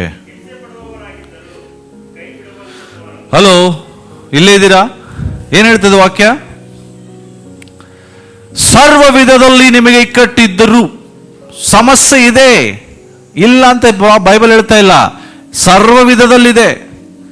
ಕೆಲವರಿಗೆ ಸುತ್ತಲೂ ಸಮಸ್ಯೆನೇ ಕಾಣ್ತಿರ್ತದೇನೋ. ಎದ್ರು ಸಮಸ್ಯೆ, ಕೂತ್ರು ಸಮಸ್ಯೆ, ನಿಂತರು ಸಮಸ್ಯೆ, ಓಡಿದ್ರು ಸಮಸ್ಯೆ, ಎಲ್ಲಿ ನೋಡಿದ್ರು ಸಮಸ್ಯೆ ಕಾಣ್ತಿರ್ಬಹುದು. ಆದ್ರೆ ಬೈಬಲ್ ಹೇಳ್ತದೆ, ಸಮಸ್ಯೆ ಬಂದ್ರು ಅತಿ ಸಂಕಟ ಪಡುವ ಜನರು ನಾವಲ್ಲ. ಹಲೋ, ನೀವು ಹೇಳ್ಬೋದು, ಏನ್ ಮಾಡುದು ಈಗ, ದಿಕ್ಕೆ ಕಾಣ್ತಿಲ್ಲಲ್ಲ, ಅಯ್ಯೋ ಏನ್ ಮಾಡ್ಬೇಕು ಗೊತ್ತೇ ಆಗ್ತಿಲ್ಲಲ್ಲ ಸ್ವಾಮಿ ಅಂತ ಹೇಳ್ಬೋದು. ಆದ್ರೆ ದೇವರ ವಾಕ್ಯ ಹೇಳ್ತದೆ, ದಿಕ್ಕು ಕಾಣದವರಾಗಿದ್ರು ದೆಸೆಗೆಟ್ಟವರಲ್ಲ. ಸಮಸ್ಯೆಯಿಂದ ಹಿಂಸೆ ಆಗ್ತಿರ್ಬೋದು, ನಿಮಗೆ ಕಷ್ಟ ಆಗ್ತಿರ್ಬೋದು. ಎಷ್ಟೊಂದು ದೇವರೇ ಈ ವೇದನೆ. ಹಿಂಸೆ ಪಡುವರಾದರೂ ಕೈ ಬಿಡಲ್ಪಟ್ಟವರಲ್ಲ. ಹಲೋ, ಕೆಡವಲ್ಪಟ್ಟರು. ಬೈಬಲ್ ಹೇಳ್ತದೆ, ನೀವು ಸಾಯಲಿಕ್ಕೆ ದೇವರು ನಿಮ್ಮನ್ನು ಬಿಡುವುದಿಲ್ಲ. ಪ್ರಾಣ ನಷ್ಟ ಪಡುವರಲ್ಲ. ಹಲೋ, ಸಮಸ್ಯೆಯಿಂದ ಇಲ್ಲಿರೋರು ಯಾರು ಸಾಯುವುದಿಲ್ಲ. ಆಮೇಲೆ ಹೇಳೋಣ, ಕಷ್ಟದಿಂದ ಇಲ್ಲಿ ಯಾರು ಸಾಯುವುದಿಲ್ಲ, ಸಾಲದಿಂದ ಯಾರು ಸಾಯುವುದಿಲ್ಲ. ನಾನು ಹೇಳ್ತಾ ಇಲ್ಲ, ದೇವರ ವಾಕ್ಯ ಹೇಳ್ತದೆ, ಕೆಡವಲ್ಪಟ್ಟಿರ್ಬೋದು, ಆದ್ರೆ ಪ್ರಾಣ ನಷ್ಟ ಪಡುವರಲ್ಲ. ಯಾಕೆ ಗೊತ್ತಾ? ಯೇಸುವಿನ ಜೀವ ನಮ್ಮ ದೇಹದಲ್ಲಿದೆ. ನಾನು ಹೇಳ್ತಾ ಇಲ್ಲ, ದೇವರ ವಾಕ್ಯ, ಯೇಸುವಿನ ಜೀವ ನಮ್ಮ ದೇಹದಲ್ಲಿ ಉಂಟು. ಅದನ್ನು ತೋರಿ ಬರಿಸೋದಕ್ಕಾಗಿ ಇವೆಲ್ಲ ಕಷ್ಟಗಳು ಬರ್ಬೋದು. ಹೇಳ್ರಿ, ಸಮಸ್ಯೆಗಳು ಬರುವಾಗ ಹೇಳ್ರಿ, ರೋಗಕ್ಕೆ ಫಸ್ಟ್ ಹೇಳ್ರಿ, ಯೇಸುವಿನ ಜೀವ ನನ್ನ ಒಳಗಡೆ ಇದೆ. ಯಾವಾಗ ಅನಾರೋಗ್ಯ ಕಾಣಿಸ್ಕೊಳ್ತದೋ ಬಾಯಿಂದ ಯಾವಾಗ ಒಂದೇ ಅರಿಕೆ ಮಾಡ್ರಿ, ಯೇಸುವಿನ ಜೀವ ನನ್ನ ಒಳಗಡೆ ಇದೆ, ಯೇಸುವಿನ ಆರೋಗ್ಯ ನನ್ನ ಒಳಗಡೆ ಇದೆ, ಯೇಸುವಿನ ಸತ್ತರ ಒಳಗಡೆ ಎಬ್ಬಿಸಿದ ಅದೇ ಆತ್ಮ ನನ್ನ ಒಳಗಡೆ ಇದೆ. ನಿನ್ನ ಬಾಯಲ್ಲಿ ಬರುವ ನಂಬಿಕೆಯ ಮಾತು ನಿನ್ನ ರೋಗವನ್ನು ಸೋಲಿಸ್ತದೆ. ತಿಳ್ಕೊಡ್ರಿ, ಗೋಲ್ಯಾತನು ಬರದೆ ಪಾಪ ದಾವೀದನು ಅರಸನಾಗಕ್ಕೆ ಸಾಧ್ಯ ಇಲ್ಲ. ಅವನ ಅರಸನಾಗಬೇಕಾದ್ರೆ ಅವನ ಜೀವಿತದಲ್ಲಿ ಗೋಲ್ಯಾತ ಬರಲೇಬೇಕಾಗಿತ್ತು. ಗೋಲ್ಯಾತ ಇಲ್ಲದೆ ಸಿಂಹಾಸನ ಇಲ್ಲ. Without Goliath no throne. ಅದೇ ಪ್ರಕಾರ ಸಮಸ್ಯೆಗಳು ಇಲ್ಲದೆ ಆಶೀರ್ವಾದ ಇಲ್ಲ. ಸಮಸ್ಯೆಗಳು ಬಂದ ಮೇಲೆ ಆಶೀರ್ವಾದ. ಬರ್ತದೆ. ತಿಳ್ಕೊಡ್ರಿ, ಶದ್ರಕ್ ಮೇಷಕ್ ಅಭಿಜ್ಞೆಗಳಿಗೆ ಸಮಸ್ಯೆ ಎಂತದ್ ಬಂತು? ಬೆಂಕಿಯಲ್ಲಿ ಉರಿಯುವಂತ ಸಮಸ್ಯೆ. ಆ ಸಮಸ್ಯೆ ನೆಬೂಕದ್ನೆಚ್ಚರ ಮನಸ್ಸನ್ನು ಬದಲಾಯಿಸಿತು. ಹಲೋ, ತಿಳ್ಕೊಡ್ರಿ, ಶದ್ರಕ್ ಮೇಷಕ್ ಅಭಿಜ್ಞೆಗಳಿಗೆ ಸಮಸ್ಯೆ ಬಂದಿದ್ದು, ಒಂದನೇದು ಮಾಡಿದ ಕಾರ್ಯ ನೆಬೂಕದ್ನೆಚ್ಚರ ಮನಸ್ಸು ಬದಲಾಯಿತು. ಏನು? ಅಲ್ಲಿವರೆಗೂ ನೆಬೂಕದ್ನೆಚ್ಚರ ಅನ್ಕೊಂಡಿದ್ದ ನಾನೇ ದೇವರು, ನನ್ನನ್ನೇ ಪೂಜಿಸಬೇಕು, ನಾನೇ ಕಿಂಗ್ ಅಂತ ಹೇಳ್ತಿದ್ದ. ಯಾವಾಗ ಶದ್ರಕ್ ಮೇಷಕ್ ಅಭಿಜ್ಞೆಗಳು ಬೆಂಕಿಯಲ್ಲಿ ಸಾಯಲಿಲ್ವೋ, ಅರ್ಥ ಏನು? ಕೆಡವಲ್ಪಟ್ಟಿದ್ದಾರೆ, ಸಾಯ್ತಾ ಇಲ್ಲ, ಪ್ರಾಣ ನಷ್ಟ ಪಡೋರಲ್ಲ. ಹಲೋ, ನಿನಗೆ ಬರುವ ಸಮಸ್ಯೆಗಳಲ್ಲಿಯೂ ಕೂಡ ನೀನು ಎದ್ದು ನಿಂತುಕೊಳ್ಳುವಾಗ ಬೇರೆ ಜನರ ಮನಸ್ಸುಗಳು ಬದಲಾಗ್ತದೆ, ಅಣ್ಣರ ಮನಸ್ಸು ಬದಲಾಗ್ತದೆ. ನಿನ್ನ ಸಾಕ್ಷಿ ಇನ್ನೊಬ್ಬರನ್ನ ಕರ್ತನ ಬಳಿಗೆ ಕರ್ತಗೊಂಬರ್ತದೆ. ನಿನ್ನ ಟೆಸ್ಟ್ ಮನಿ ಇನ್ನೊಬ್ಬರನ್ನ ದೇವರ ಕಡೆಗೆ ನಡೆಸ್ತದೆ. ಅದೇ ಪ್ರಕಾರ ಶದ್ರಕ್ ಮೇಷಕ್ ಅಭಿಜ್ಞೆಗಳ ಟೆಸ್ಟ್ ಮನಿ ನೆಬೂಕದ್ನೆಚ್ಚರನ ಕರ್ತನ ಬಳಿಗೆ ನಡೆಸ್ತಾವ್. ಹೇಳ್ದ, ನಾನ್ ದೇವರಲ್ಲ, ಇವರ ದೇವರೇ ನಿಜವಾದ ದೇವರು. ಇನ್ನು ಮುಂದೆ ನನ್ನನ್ನು ಆರಾಧಿಸಬಾರ್ದು, ಶದ್ರಕ್ ಮೇಷಕ್ ಅಭಿಜ್ಞೆಗಳ ದೇವರಿಗೆ ನೀವು ಅಡ್ಡ ಬೀಳಬೇಕು. ಎರಡನೇದಾಗಿ ಶದ್ರಕ್ ಮೇಷಕ್ ಅಭಿಜ್ಞೆಗಳಿಗೆ ಪ್ರಮೋಷನ್ ಸಮಸ್ಯೆಗಳು ಬಂದ ಮೇಲೆ ಬಂತು. ಯಾವಾಗ ಅವ್ರು ಬೆಂಕಿಯಲ್ಲಿ ಹೋದ್ರೋ ಆವಾಗ ಅವರಿಗೆ ಪ್ರಮೋಟ್ ಆಯ್ತು. ಅರ್ಥ ಏನು? Without problem there is no promotion. Promotion ಬೇಕಾದ್ರೆ ಪ್ರಾಬ್ಲಮ್ಸ್ಗಳು ಬರಲೇ ಬರುತ್ತೆ. ಆದ್ರೆ ಆ ಪ್ರಾಬ್ಲಮ್ಗಳು ನಿನ್ನ ನಾಶ ಮಾಡಕ್ಕೆ ಬರಲ್ಲ. ಪ್ರಾಬ್ಲಮ್ಗಳು ಬರುವಾಗ ನೀನು ತಿಳ್ಕೊ, yes, God has given me one more opportunity. ನನಗೆ ದೇವರು ಇನ್ನೊಂದು ಅವಕಾಶ ಕೊಡ್ತಾ ಇದ್ದಾನೆ ನನ್ನನ್ನು ಪ್ರಮೋಟ್ ಮಾಡಲಿಕ್ಕೆ. ಈ ಮೆಂಟ್ಯಾಲಿಟಿನ ಇಟ್ಕೊಳ್ರಿ, ಸೈತಾನ್ ನಿಮ್ಮ ಸಮೀಪಕ್ಕೆ ಬರೋದಿಲ್ಲ. ನಮ್ಮ ಉತ್ತರ ಕನ್ನಡ ಜಿಲ್ಲೆ ಅಂಕೋಲ ಜನರ ಸಮಸ್ಯೆ ಏನು ಗೊತ್ತಾ? ಕಷ್ಟ ಬರುವಾಗ ಕುಗ್ಗಿ ಹೋಗ್ತೀರಿ, ಸಮಸ್ಯೆಗಳು ಬರುವಾಗ ಡಲ್ ಆಗ್ತೀರಿ, ಹೋರಾಟಗಳು ಬರುವಾಗ ಅಳಲಿಕ್ಕೆ ಪ್ರಾರಂಭಿಸ್ತೀರಿ. ತಿಳ್ಕೊಡ್ರಿ, ಗ್ರೇಟ್ ಪೀಪಲ್ ಡೋಂಟ್ ಕ್ರೈ. ವಿಶೇಷವಾಗಿ ಹೇಳ್ತೇನೆ, ದೇವ ಜನರು ಎಂದಿಗೂ ಅಳೋರಲ್ಲ, ಅವರು ನಗೋರಾಗಿದ್ದಾರೆ. ಏನಾಗಿದ್ದಾರೆ? ನಗೋರಾಗಿದ್ದಾರೆ. ಪ್ರಾಬ್ಲಮ್ ಬರುವಾಗ ಜಾಸ್ತಿ ನಗರಿ, ಸೈತಾನಿಗೆ ನಾಚಿಕೆ ಆಗ್ತದೆ. ಅರೆ, ಇಷ್ಟು ಸಮಸ್ಯೆ ಬಂದ್ರು ಅವ್ರು ಅಳ್ತಿಲ್ಲ, ಬರೇ ನಗ್ತಾರೆ. ತಿಳ್ಕೊಡ್ರಿ, ಯಾವುದಾದ್ರೂ ಒಬ್ಬ ಮನುಷ್ಯ ಫಸ್ಟ್ ಟೈಮ್ ಜೋಕ್ ಹೇಳಿದ್ರೆ ನಗ್ತೀರಿ, ಹೌದಾ? ಅದೇ ಜೋಕನ್ನು ಪದೇ ಪದೇ ಒಂದು 10 ಸಾರಿ ಹೇಳಿದ್ರೆ ನಗ್ತೀರಾ? ಫಸ್ಟ್ ಟೈಮ್ ಕೇಳುವಾಗ ನಗು ಬರ್ತದೆ, ಅದನ್ನೇ 10 ಸಾರಿ ಕೇಳಿದ್ರೆ ನಗು ಬರುವುದಿಲ್ಲ. ಒಂದೇ ಜೋಕ್ ಬಂದು ಅಂದ್ರೆ ಸೇಮ್ ಜೋಕಿಗೆ ನೀವು ಪದೇ ಪದೇ ನಗೋದಿಲ್ಲ, ಮತ್ತು ಸೇಮ್ ಪ್ರಾಬ್ಲಮ್ ಪದೇ ಪದೇ ಯಾಕೆ ಹೇಳ್ತೀರಿ? ಅರ್ಥ ಆಗ್ತದೆ? ಒಂದೇ ಪ್ರಾಬ್ಲಮ್ ಪದೇ ಪದೇ ಬರ್ತದೆ ಮತ್ತು ಪದೇ ಪದೇ ಹೇಳ್ತೀರಿ, ಆದ್ರೆ ಅದೇ ಜೋಕನ್ನು ಪದೇ ಪದೇ ಹೇಳಿದ್ರೆ ಯಾಕೆ ನಗೋದಿಲ್ಲ? Simple logic. ಪ್ರಾಬ್ಲಮ್ಗಳು ಬರ್ತದೆ ಹೋಗ್ತದೆ, ಬರ್ತದೆ ಹೋಗ್ತದೆ. ಬಸ್ ಸ್ಟ್ಯಾಂಡ್ ಇದ್ದಂಗೆ ಅಷ್ಟೇ ಅದು, ಅಲ್ಲೇ ಟೆಂಟ್ ಹಾಕಕ್ ಬರೋಲ್ಲ. ನಿನ್ನ ಲೈಫಲ್ಲಿ ಸಮಸ್ಯೆಗಳು ಪರ್ಮನೆಂಟ್ ಆಗಿ ಇರಕ್ಕೆ ಬರಲ್ಲ, ಅವು ಬರ್ತಾವೆ. ನೀನು ಅದಕ್ಕೊಂದು ಸ್ಮೈಲ್ ಕೊಡು, ಹೋಗ್ತಾವೆ. ಸ್ಮೈಲ್ ಕೊಡದೆ ಅಳಕ್ ಸ್ಟಾರ್ಟ್ ಮಾಡಿದ್ರೆ ಅಲ್ಲೇ ಉಳಿತಾವೆ. ಅವು ತಿಳ್ಕೊಳ್ತಾವೆ, ಎಸ್, ನನ್ನ ಸಂಬಂಧಿಕರು ಇಲ್ಲೇ ಇದ್ದಾರೆ. ಸಮಸ್ಯೆಗಳು ಬರುವಾಗ ಹತ್ರ ಏನ್ ತಿಳ್ಕೊತಾವು? ನನ್ನ ಸಂಬಂಧಿಕರು ಎಲ್ಲಿಲ್ಲ, ಇಲ್ಲೇ ಇದ್ದಾರೆ, ಇಲ್ಲೇ ಇದ್ದಾರೆ. ಸಮಸ್ಯೆ ಬಂದಾಗ ನಗ್ತಿರೋ ಅಳ್ತಿರೋ ನೋಡ್ರಿ. ಒಂದ್ ತಿಳ್ಕೊಡ್ರಿ ಪ್ರಿಯರೇ, ಅಳುವಂಥದ್ದು, ಚಿಂತೆ ಮಾಡುವಂಥದ್ದು. ಒಬ್ಬ ವ್ಯಕ್ತಿ ಒಂದು ಒಳ್ಳೆ ಸ್ಲೋಗನ್ ಹೇಳ್ತಾನೆ, ಏನ್ ಗೊತ್ತಾ? ಸಮಾಧಿಯ ಬೆಂಕಿ ಮನುಷ್ಯನನ್ನು ಒಂದೇ ಸಾರಿ ಸಾಯಿಸ್ತದಂತೆ, ಆದರೆ ಚಿಂತೆ ಮನುಷ್ಯನನ್ನ ಪ್ರತಿದಿನ ಸಾಯಿಸ್ತದಂತೆ. ಅರ್ಥ ಆಗ್ತದೆ? ಸಮಾಧಿಯಲ್ಲಿರೋ ಬೆಂಕಿ ಮನುಷ್ಯನನ್ನ ಒಂದೇ ಸರಿ ಸುಟ್ಟಾಕ್ಬಿಡ್ತದೆ, ಒಂದೇ ಸರಿ ಸುಟ್ಟದಂತೆ. ಆದ್ರೆ ಚಿಂತೆ, ಕಣ್ಣೀರು, ಅಳು ಮನುಷ್ಯನ ದಿನಾ ಸುಡ್ತದಂತೆ. ಯಾವ್ದು ಬೇಕು ನಿಮಗೆ? ಚಿಂತೆ ಮಾಡೋದೇ ಒಂದು ಪಾಪ. ಚಿಂತೆ ಮಾಡುವಾಗ ನಿಮಗೆ ದೇವರ ಮೇಲೆ ವಿಶ್ವಾಸ ಇಲ್ಲ ಅಂತ ಹೇಳಿ ತೋರಿಸ್ತದೆ. ಚಿಂತೆ ಮಾಡಿ ಅಳ್ಳಿಕ್ಕೆ ಪ್ರಾರಂಭಿಸಿದ್ರೆ ತಿಳ್ಕೊಡ್ರಿ, ನಿನಗೆ ದೇವರ ಮೇಲೆ ನಂಬಿಕೆ ಕಡಿಮೆ ಆಗಿದೆ. ದೇವರ ಮೇಲೆ ವಿಶ್ವಾಸ ಇಡೋನು ಒಂದೇ ಮಾತು ಹೇಳ್ತಾನೆ, ಕ್ರಿಸ್ತನ ಪ್ರೀತಿಯಿಂದ ನನ್ನ ನಗಲಿಸೋರು ಯಾರು? ಕಷ್ಟವೋ ದುಃಖವೋ ರೋಗವೋ, ಸಮಸ್ಯೆ ಯಾವುದೇ ಬರಲಿ, ಯಾವುದು ನನ್ನನ್ನು ಕ್ರಿಸ್ತನ ಪ್ರೀತಿಯಿಂದ ಅಗಲಿಸ್ಲಿಕ್ಕೆ ಸಾಧ್ಯ ಇಲ್ಲ. ನೀನು ನಗುದು ನಿಲ್ಲಿಸ್ಬೇಡ, ನೀನು ನಗುದು ನಿಲ್ಲಿಸ್ಬೇಡ. ತಿಳ್ಕೊಡ್ರಿ, ಸೋಲು ಬರ್ತದೆ. ಕೆಲವು ಜೀವಿತದಲ್ಲಿ ಭಾಳ ಸೋಲು, ಯಾವ ಕೆಲಸ ಕೈ ಹಾಕಿರೋ ಸೋಲು. ಸೋಲು ಬಂದ ನಂತರ ನೀನು ಸತ್ತೋಗಿಲ್ಲ, ಮತ್ತೆ ಬೇರೆ ಅವಕಾಶಗಳಿದ್ದಾವೆ. ತಿಳ್ಕೊಡ್ರಿ, ಒಂದು ಹೊಲದಲ್ಲಿ ಒಂದ್ಸಾರಿ ರೈತ ಕೆಲವು ಬೀಜವನ್ನು ಬಿತ್ತುತ್ತಾನೆ, ಅದು ಫಲ ಕೊಡುವುದಿಲ್ಲ.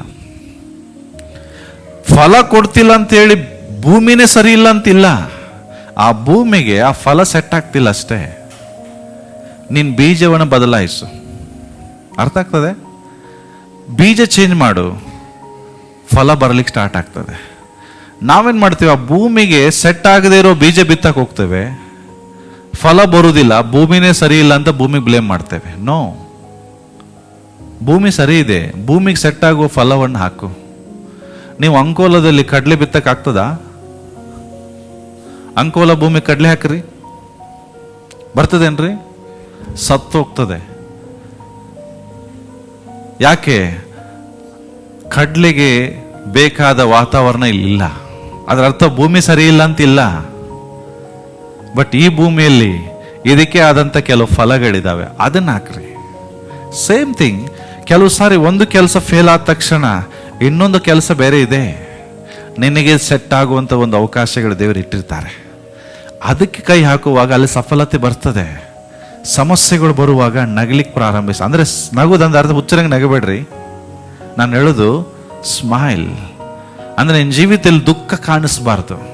ಏನು ಕಾಣಿಸ್ಬೇಕು? ನಗು. ನಗುವನ್ನು ಕಾಣಿಸ್ಬೇಕು. ಆ ನಗು ನಿನ್ನ ಜೀವಿತವನ್ನು ಬದಲಾಯಿಸ್ತದೆ. ಅರ್ಥ ಏನು? ಸಂತೋಷ. ಪವಿತ್ರಾತ್ಮನು ಕೊಡುವಂಥ ಫಲ ಸಂತೋಷ. ಇದು ನೀನು ಎಂದಿಗೂ ಕಳ್ಕೊಳ್ಬೇಡ ಅಂತ. ಕಷ್ಟ ಬರುವಾಗ ಸಂತೋಷ ಕಳ್ಕೊಂಡ್ರೆ ಅರ್ಥ ಏನು? ಹೋಲಿ ಸ್ಪಿರಿಟ್ ನಿನ್ನಲ್ಲಿ ಇಲ್ಲ ಅಂತ. ಏನು ಬರ್ತದೆ ಮನುಷ್ಯನಿಗೆ ಬರದೆ ಮರಕ್ಕೆ ಬರಲ್ಲ ಅಂತ ಹೇಳ್ತಾರೆ, ಎಲ್ಲರಿಗೂ ಬರ್ತದೆ. ಆದರೆ ಒಂದು ಹೇಳೋದೇನು, ಸಮಸ್ಯೆಗಳು ಬಂದಾಗ ಅದನ್ನೇ ನೋಡ್ತೆ ಕೂತ್ಕೊಳ್ಬೇಡ್ರ. ಸಮಸ್ಯೆಗಳನ್ನು ಏನಾಗಿ ನೋಡ್ರಿ? ಅಪಾರ್ಚುನಿಟಿಗಳಾಗಿ ನೋಡ್ರಿ, ಅವಕಾಶಗಳಾಗಿ ನೋಡ್ರಿ. ದಾವೀದನೊಂದು ಅವಕಾಶವಾಗಿ ನೋಡ್ದ, ಅವನು ಸಿಂಹಾಸನವನ್ನು ಏರಿ ಕೂತ. ಪ್ರಿಯರೇ, ಲಾಸ್ಟ್ ಥಿಂಗ್ ನಾನು ಹೇಳಿ ಮುಗಿಸ್ತೇನೆ. ಅದೇ ಏನಂತ ಹೇಳಿದ್ರೆ, ಸಮಸ್ಯೆಗಳು ಬರುವಾಗ ಸಮಸ್ಯೆನ ನೋಡಬೇಡ, ದೇವರನ್ನ ಜಾಸ್ತಿ ನೋಡು. ಹೋದ್ರಿ ಇಂಗ್ಲಿಷ್ ಅರ್ಥ ಆಗೋರಿಗೆ ನಾನು ಕನ್ನಡದಲ್ಲಿ ಹೇಳ್ತೇನೆ ಅದು ಏನಂತ. ಹಾ, ಓಕೆ. ಹಾ, ಸಿ, ನೀನು ಎಷ್ಟು ಸಮಸ್ಯೆಗಳನ್ನು ನೋಡ್ತೀಯೋ ಅಷ್ಟು ಸಮಸ್ಯೆಗಳು ದೊಡ್ಡದಾಗ್ತದೆ. ಏನಾಗ್ತದ್ರಿ? ಸಮಸ್ಯೆಗಳನ್ನು ನೋಡಿದ ಅರ್ಥ ಏನು? ಕಣ್ಣಿಂದ ನೋಡೋದಲ್ಲ. ನೀನು ಸಮಸ್ಯೆ ಬಗ್ಗೆ ಮಾತಾಡ್ತಾ ಇರೋದು ಅರ್ಥ ನಿನ್ನ ಸಮಸ್ಯೆನೇ ಜಾಸ್ತಿ ಫೋಕಸ್ ಮಾಡ್ತಾ ಇದೆಯಾ. ನೀನು ಯಾವುದನ್ನು ಫೋಕಸ್ ಮಾಡ್ತೀಯೋ ಅದ್ರ ಬಗ್ಗೆ ಹೆಚ್ಚು ಮಾತಾಡ್ತಿ.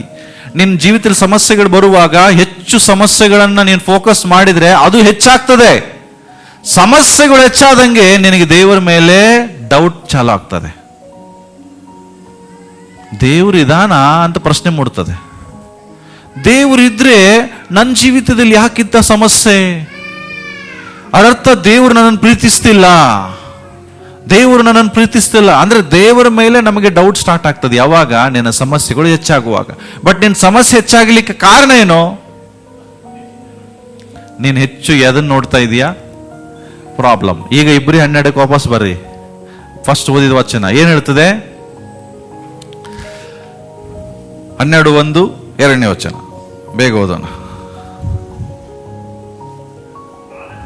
ಹಾ, ಓಕೆ, ಎಸ್, ಓಕೆ. ಹಲೋ, ಯಾರ ಮೇಲೆ ದೃಷ್ಟಿ ಇಡ್ರಿ? ದೇವರ ವಚನ ಹೇಳ್ತಾ ಇಲ್ಲ ನೀನು ಸಮಸ್ಯೆಗಳನ್ನು ನೋಡಂತ, ಅಭ್ಯಂತರ ಪಡಿಸುವುಗಳನ್ನು ನೋಡಂತ ಹೇಳ್ತಾ ಇಲ್ಲ. ಇವೆಲ್ಲ ಇದ್ರು ಇದನ್ನ ಬದಿಗಿಡು. ಸಮಸ್ಯೆ ಸೈಡ್ ಇಡು, ಸಾಲ ಸೈಡ್ ಇಡು, ರೋಗ ಸೈಡ್ ಇಡು. ಅದನ್ನ ನೋಡಬೇಡ, ಅದ್ರ ಬಗ್ಗೆ ಜಾಸ್ತಿ ಡಿಸ್ಕಸ್ ಮಾಡಬೇಡ. ಇನ್ನೊಂದು ಹೇಳ್ತೇನೆ, ಅದ್ರ ಬಗ್ಗೆ ಹೆಚ್ಚು ಹುಡುಕಾಡಬೇಡ. ಹುಡುಕಾಡೋದಂದ್ರೆ ಏನು?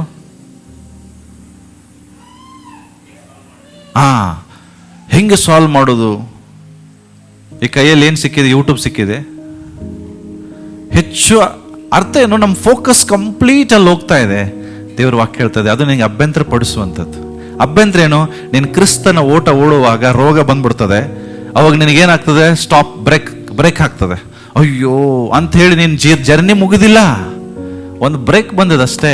ಮಧ್ಯದಲ್ಲಿ ಹಂಪು ಬಂದದೆ, ಗುಂಡಿ ಬಂದದೆ, ನೀನು ಸ್ಲೋ ಮಾಡಿದ್ಯಾ, ಮತ್ತೆ ಮುಂದೆ ಪಿಕಪ್ ಚೆನ್ನಾಗಿ ತಗೋತೀಯ, ರೋಡ್ ಚೆನ್ನಾಗಿದೆ.